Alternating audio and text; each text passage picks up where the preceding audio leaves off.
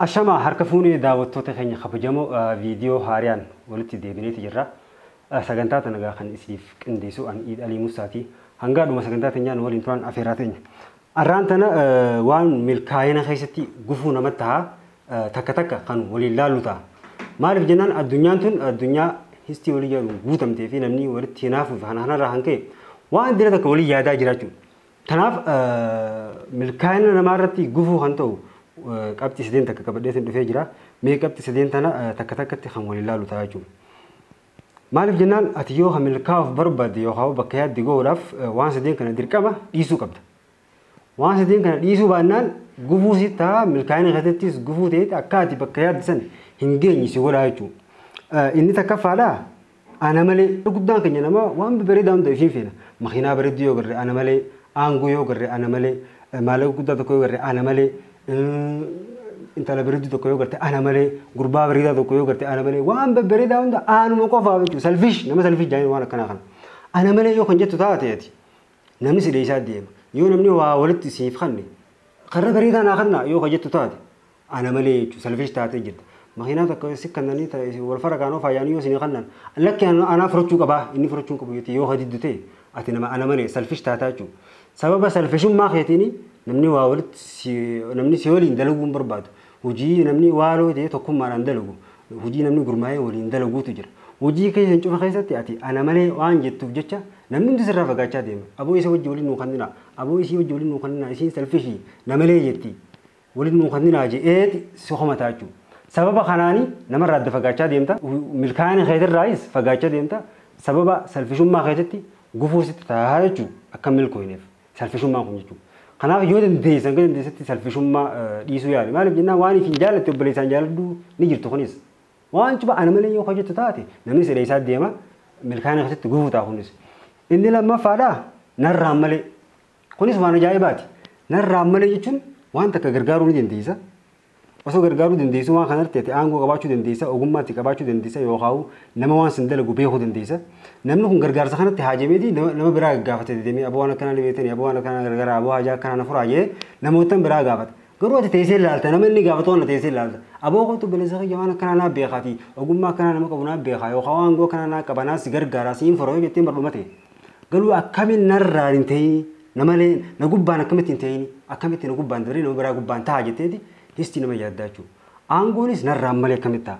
Waa godhuunis narraan malee yoo si gubbaan deemanii nama san gaafatan akkamiin narraan malee taa'etteeti waan nama gargaaruu dandeessu.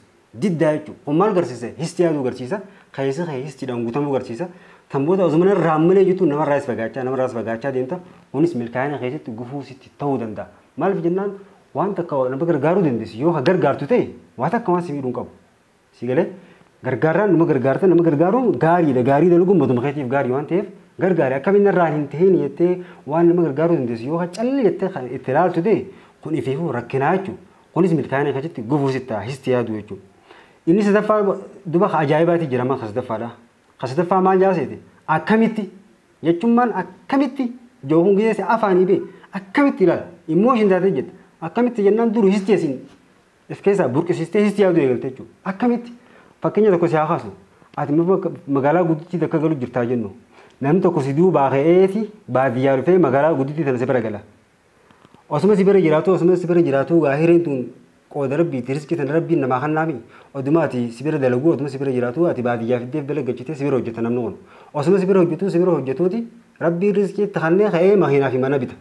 Ati garuu mana kiraa keessa galu jirta makiinaa siin qabdu lafa deemtaa jechuudha.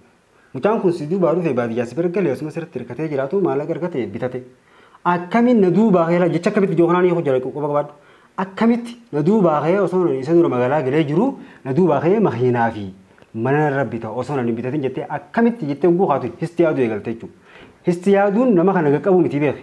Riskii namaaf rabbi qoodee histi yaadaa altus irraa furuu hin dandeessu. Garuu histi yaaduun immoo suma mataa kee qaqqabdi. Osuma galgalaa ganama teessee shirri yaaddu.